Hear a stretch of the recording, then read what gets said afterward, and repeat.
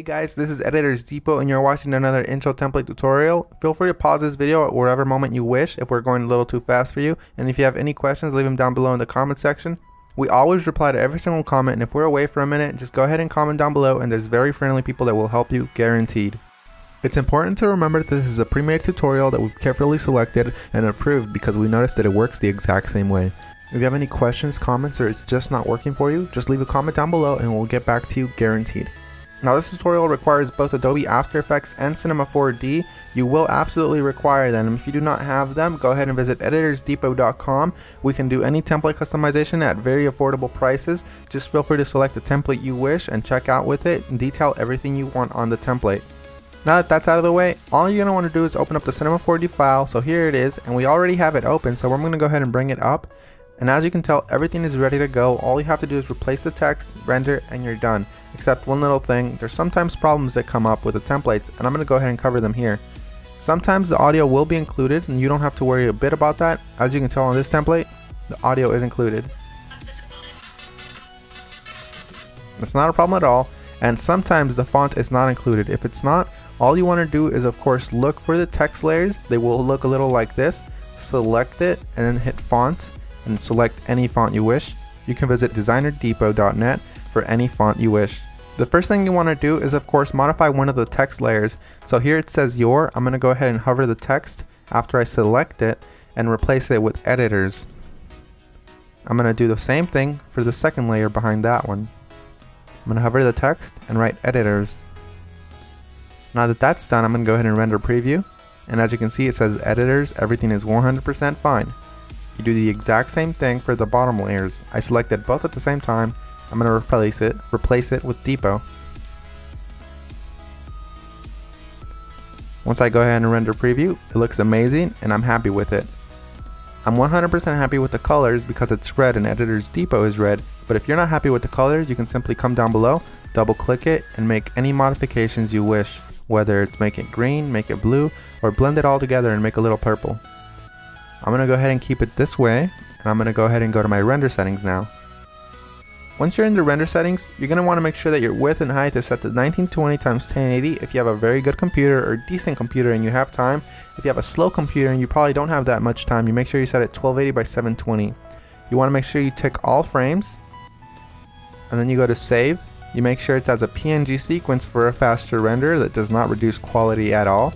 And you want to make sure you select file here. Make sure you make a folder for this one render sequence that's alone and empty.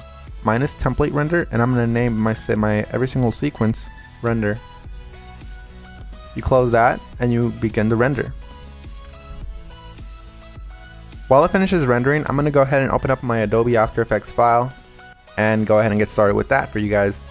As you can see, that says that there's two files missing, so I'm going to go ahead and find them for my computer. So I'm going to wait for it to load, and as you can see it says here that the audio is missing. I'm going to go ahead and double click the file, and I'm going to find it for the computer. It should be included in the template, and if it's not included, we're sorry and we're going to do our best to try to help you, but if it's not, you can go ahead and include any audio you want.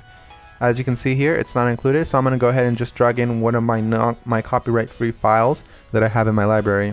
You can use the one that we're using for this tutorial. Another really quick tip you can actually follow is just close this, right click the file, and go to rename. You can actually copy the entire name if it still has the original name of the song.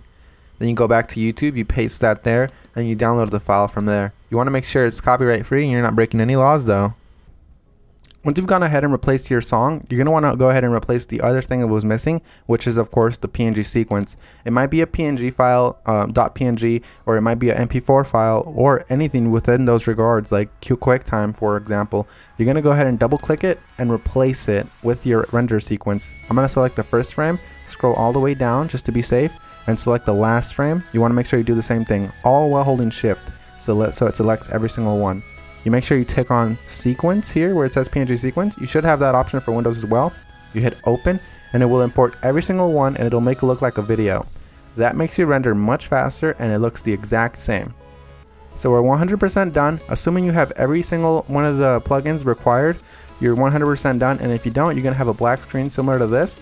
But if you do have a black screen similar to this, you're gonna just wanna make sure you troubleshoot it by turning off or turning back on whatever adjustment layers might be messing up your entire video. As you can see here, all of the adjustment layers, one of them within these messed up the entire render, so I'm gonna go ahead and turn them on one by one. That one's fine, that one's fine. This one's the problem here. So you make sure you turn them back on, and you're done. So I had one layer that messed everything up, and that's because I do not have the correct plugin. You want to make sure you fix that, and you want to make sure you don't run into that problem again. And finish the composition by adding it to the media encoder queue. That pretty much summarizes our video, guys. I hope you all enjoyed it, and if you did, remember, drop a thumbs up if you liked it. Drop a thumbs up if you are a fan of us and you like what we're doing. And guys, we really appreciate every single one of you from the bottom of our hearts. We really appreciate every single one of you guys, whether you're liking this video, disliking, or you just left and you didn't even watch this tutorial, guys. Hope you all have an amazing day, and as always, this is Maurice. Visit EditorsDepot.com for any customization of templates, and have an amazing day. Take care, guys.